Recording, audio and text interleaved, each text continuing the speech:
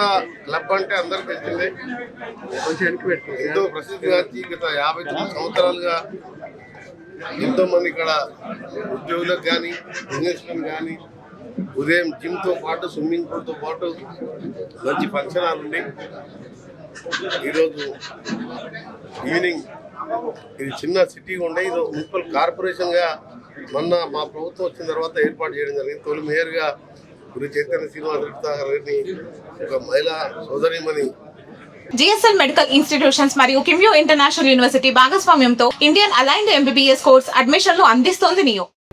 Mayor కావడం ప్రజలకు ఈ సందర్భంగా ధన్యవాదాలు తెలియజేస్తున్నాం. నల్గొండ పట్టణాభివృద్ధి లక్ష్యంగా భాగంగా పనిచేస్తున్నాం.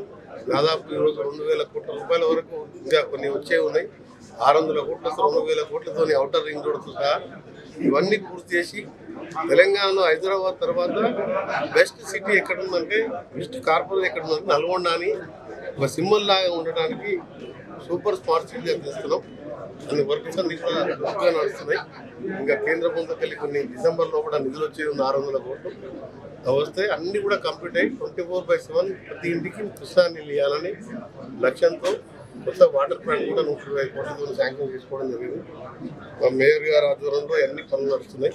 నల్గొండ కాన్ఫరెన్స్తో పాటు తెలంగాణలో 13,000 కోట్లతో ఇవాళ హైబ్రిడ్ యాన్యుటీ మోడల్ అని నేషనల్ హైవే సంబంధించిన ఏ విధంగా ఉంటే రోడ్లు అన్ని డబుల్ రోడ్లు వేయాలని నేను ఒక సంవత్సరం 1.5 years వెళ్ళి ఆర్బీఐ వాళ్ళతో అడుకో వాళ్ళతో మాట్లాడి టెండర్స్ కంప్లీట్ చేసుకుని 34 ప్యాకేజీలతో 13,000 కోట్లు, ఒకవైపు పంచాయతీరాజ్ కూడా 16,000 కోట్లతో దేశంలో ఎక్కడ ఏ స్టేట్లో విధంగా అన్ని డబుల్ రోడ్లు వేయాలని నా లక్ష్యం. ఎందుకంటే నేను ఏ పని చేసినా పట్టుబట్టి చేస్తాను కాబట్టి ఇలా ముఖ్యమంత్రి గారి సహకారంతో ఆర్బీఐతో తీసుకోవడం దేశంలో మొట్టమొదటిసారి. ఏ రాష్ట్రానికి ఆర్బీఐకి ఇవాళ గ్యారంటీ ఇవ్వదు. నేను పట్టుబట్టి ఇవాళ నల్గొండ కాన్ఫరెన్స్కి ఏ విధంగా చేస్తుందో తెలంగాణ ఆ విధంగా చేయాలని ఆ రోజు తెలంగాణ కోసం తెలంగాణ రాష్ట్రం కోసం మంత్రి పదవి వదిలిపెట్టుకున్నాను.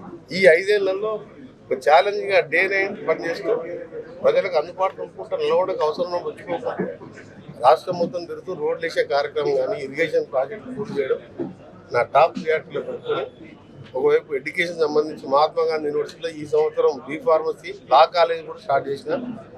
వచ్చే ఇయర్ హార్టికల్చర్ పాలిటెక్నిక్ కూడా మహాత్మా గాంధీ యూనివర్సిటీ ఎదురుగానే 70 ఎకరాలలో ఆ యూనివర్సిటీ కూడా నెక్స్ట్ క్యాబినెట్లో అప్రూవ్ చేపిస్తే తెలంగాణలో 2వ హార్టికల్చర్ పాలిటెక్నిక్ హార్టికల్చర్ తోటలకు సంబంధించింది.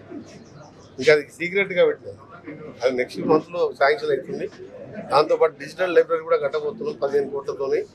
అది కూడా R&Dతోనే బిల్డింగ్ ఫండ్స్ కూడా ఇవ్వడం జరిగింది పాత టౌన్ హాల్లో.